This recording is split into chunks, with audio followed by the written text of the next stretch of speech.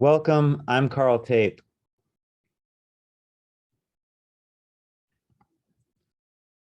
We'll be talking about Hawaii plate tectonics. This is a zoom in of the global maps to Hawaii.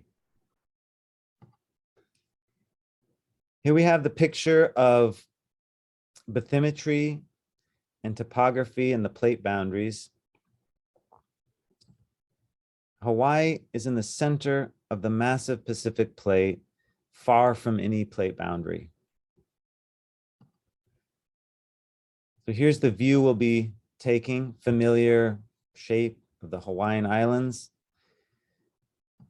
As a reminder, 1 degree latitude is about 100 kilometers, so we don't really need a scale bar, but we could see this is about 200 kilometers, and we can see the scale bar is about correct. Even though there is no plate boundary nearby, there are still some earthquakes that occur. These are the magnitude greater than 5.5 earthquakes. There were 17,000 on the planet, and some of them have occurred in Hawaii, especially it seems on the Big Island. There are some active volcanoes too, some very famous ones, in fact. And again, by active, we mean they erupted during the Holocene, which is the past 12,000 years. The most famous one here is Kilauea. And there is a hotspot. It is southeast of the Big Island of Hawaii, shown here. Put them all together, we have the hotspot, some volcanoes, and a few earthquakes. So we can see that there's activity, turns out to really all be linked to this hotspot. And just for good measure, we'll look at the age of the seafloor, showing the Pacific plate, which is between 60 and 120 million years old in this region. There's no real connection between the age of the seafloor and the information regarding this hotspot that we'll be looking at. Topography. So the highest point of the Hawaiian Islands is Mauna Kea on Hawaii. It is 4,207 meters above sea level. So that's our familiar map. We go to bathymetry.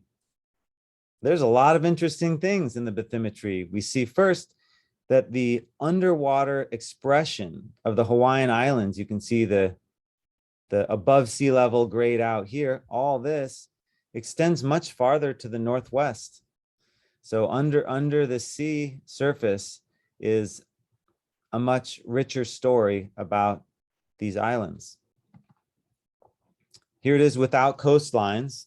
You'd be hard pressed to kind of draw, if you were to draw what you think are the islands, they would first of all be larger than the part that pokes out over the sea level, but you get a very nice geophysical picture of what this feature is, clearly a linear feature on the seafloor.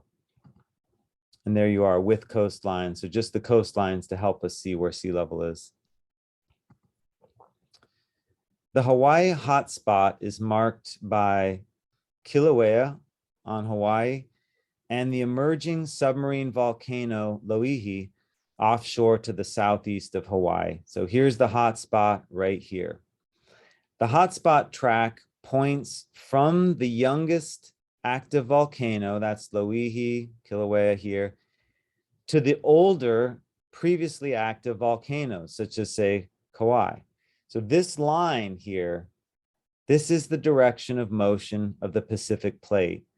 The hotspot is assumed to be fixed in the deep earth, and the plate moves on top.